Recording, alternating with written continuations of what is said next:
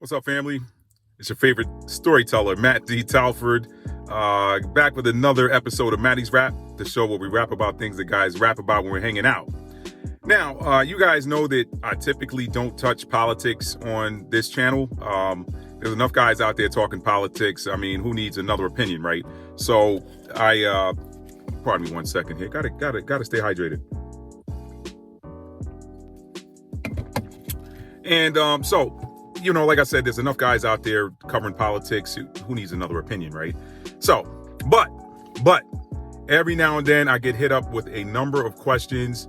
Actually, not a number of questions. The same question from a number of people about something that may be hot and popping. And I'm like, okay, I've had too many people ask me for my opinion. I'm tired of saying it over and over again. So one of the reasons why I wrote From Fear to Faith, the Survivor Story, which you should check out, by the way, because it is on special through the end of the year for 50% off an ebook format that you can get on Kindle and iBooks. So if you want to know how mindset can help you overcome the most grave of circumstances, and we get our inspiration from seeing the lives of others sometimes too, check out From Fear to Faith, a Survivor Story. Links in the profile if you're watching this on YouTube. Now back to the point. I just wanted to take you guys down a side street. We're going to keep on moving here. Every now and then, I think it's necessary to just tell a story once so you don't have to keep repeating it. So, people ask me for my opinion on reparations. Reparations. With politicians, people bring it up with the politicians. They talk about it. Nobody wants to touch it. I've heard President Obama once ended an interview with, I believe it was Suzanne Malveaux. Now, I haven't seen the interview. I haven't seen anything like. I've heard one of the people I like to follow, Boyce Watkins, say this on a couple of different occasions on a couple of different videos, where he said that even former President Obama got up and ended an interview when being asked about reparations for so-called Afro-Americans or, descendants of slaves, so to speak. So, what are my thoughts on reparations? I think that one of the reasons why nobody wants to touch reparations is because the price tag would be too big for this country. And actually, there's I got a biblical perspective on reparations too, but I'll deal with that in a different video. If you want to know my overall opinion on reparations, I do think that reparations are owed for the descendants of slavery. People who were brought over here and worked for free for their whole lives, weren't allowed to leave. You kidnap someone, take them to foreign soil, and then make it illegal for them to try to escape. That's criminal, all right? That's criminal. And the Americans that are called Black Americans, really, when you compare the race as a whole to or the tribe as a whole, I don't even like the term race, to be honest. You compare the tribe as a whole to the others that occupy this land as well. We're behind economically, and I'm not going to make this video long and drawn out.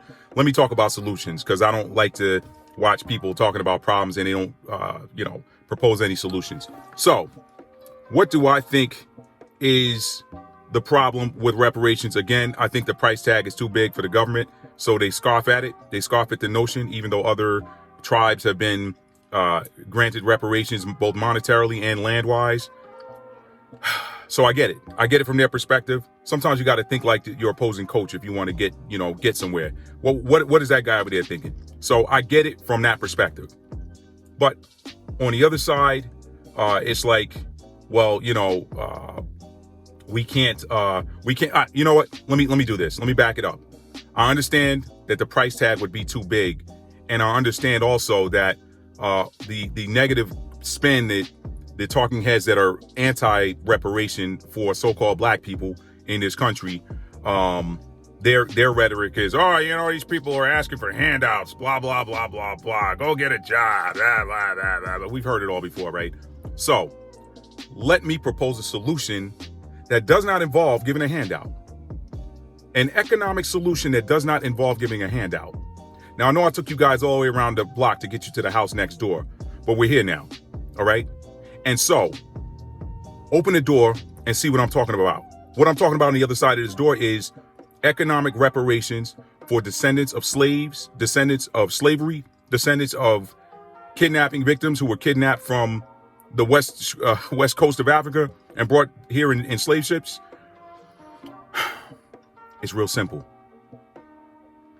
Eliminate income taxes, do a moratorium on income taxes for descendants of slaves, a 100-year moratorium, at least a 100-year moratorium on paying income taxes. In other words, and make it effective in January 1st, 2021.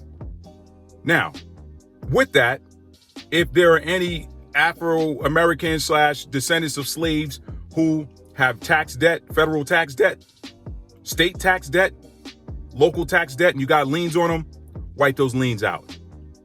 Forgive that tax debt. Now, that's not gonna cost any money out of your pocket.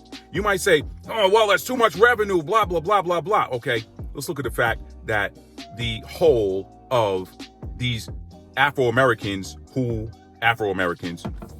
and so if you haven't done so already, hit the like button, the thumbs up, subscribe to my YouTube channel, blah, blah, blah. Now, getting back to my point, tax debt, that's right. You might talk about, well, you know what? That is too big a hit revenue-wise, whatever. How many of the people who fit into that demographic actually, what is the footprint tax-wise? You're talking, first of all, we only make up about 10% of the population. 10%, all right? It's not going to cost, it is not going to hurt. In fact, it's going to help the economics, because now that you have more money to spend, you put more money back into the economy. So look at it that way.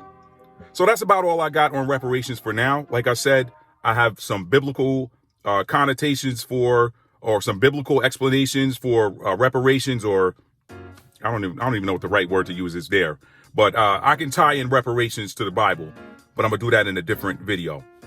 So for all of you who've been asking me what my opinion on reparations is, there it is. I know I took you all the way around the block to get you to the house next door, but sometimes you do that when you want to show people the neighborhood.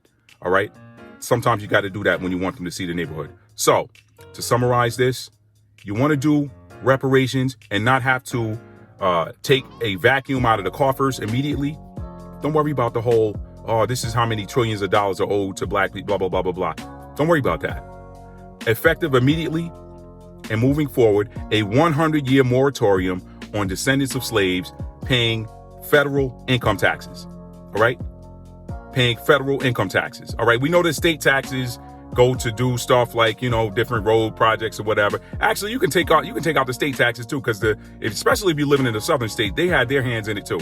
So eliminate the state taxes as well. No federal, no state income taxes for descendants of slaves. Now, local taxes, I get it. You live in a city, you live in a municipality, you make use of the roads, your children go to the schools or whatever. Local taxes, I get that. Hey, you know what? Let's pay our fair share of local taxes. But state and federal, nah.